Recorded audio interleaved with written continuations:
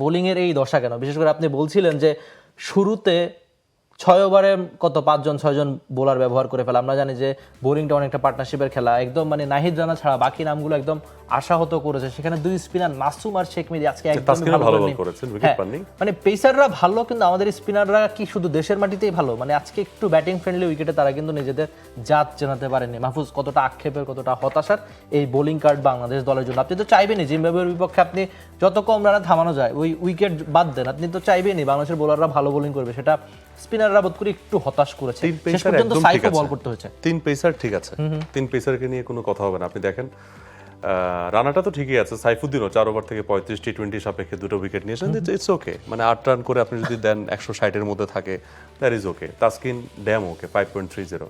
But সমস্যাটা হয়েছে কোথায়? নাসুম আর মাহেদী।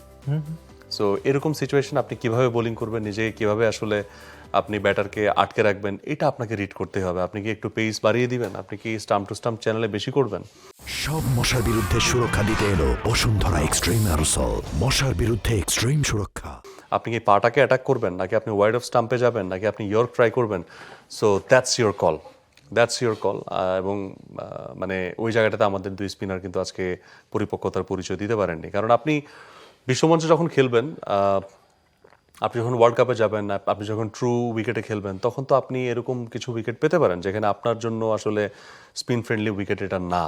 সাকিব কি করতেন? সাকিব সেসব জায়গাতে তিনি যেটা করতেন, উইকেটটাকে কিন্তু রিড করে ফেলতেন দ্রুত। সাকিবের এই একটা জিনিস খুব ভালো, উইকেট রিডিং ক্যাপাসিটি। আমার মনে হয় বাংলাদেশের যত প্লেয়ার এই পর্যন্ত খেলেছেন, সাকিব আল হাসান, তারপর হয়তো মাশরাফি বিন মুর্তজা, মানে তারা উইকেট রিডিংটা এত বেটার করেছেন। এবং সাকিব উইকেট সাপেক্ষে তিনি তার বলের লেংথ পরিবর্তন করে ফেলতেন এক এক উইকেটে। তার যদি এমন হতো যে উইকেট সাপেক্ষে আমি এখন স্টাম্প টু স্টাম্প চ্যানেলে দিলে ফ্রন্ট ফুটে এসে সে আমাকে স্লটে নিয়ে খেলছে, বা আরামসে সে আমার বলকে রিড করছে, হ্যান্ড আই কোঅর্ডিনেশন ভালো হচ্ছে, তখন তিনি যেটা করতেন ওয়াইড ইয়র্কার করতেন। তাকে এরকম বহু বোলিং দেখেছি যে সেট আপ করেছেন। বাংলাদেশের জন্য দুর্ভাগ্য, একটা উইকেট কিন্তু পড়ে গেল, সাইফ হাসান সম্ভবত আউট হয়ে গেছেন। তো ওই জায়গাটাতে এই অ্যাডজাস্টমেন্টটা আমাদের এই দুই বোলারের ক্ষেত্রে ছিল না।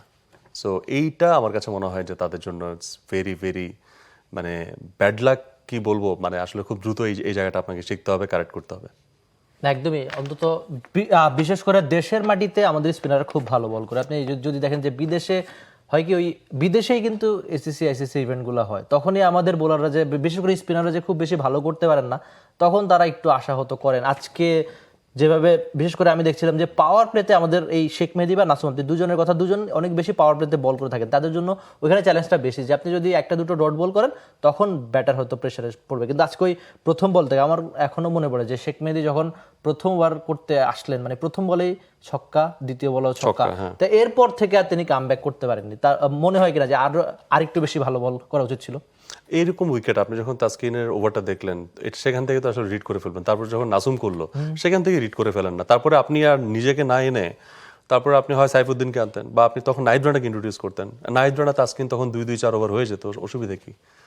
তো এই জায়গাটাতে আমার কাছে আসলে খুব অবাক লেগেছে যে হ্যাঁ, মানে নতুন বলে শেখ মেহেদী ভালো বল করেন, বা নতুন বল প্রথম ওভারটাও তিনি করেছেন। এরকম সিচুয়েশন তো আমরা বহুবার দেখেছি যে ইনিংসের প্রথম ওভার তিনি স্টার্ট করেছেন।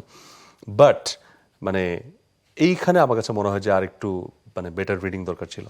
For more updates, subscribe to our YouTube channel and click on the bell icon. Follow us on Facebook and Instagram. Download T-Sports app to enjoy exciting games and highlights. Visit tsports.com.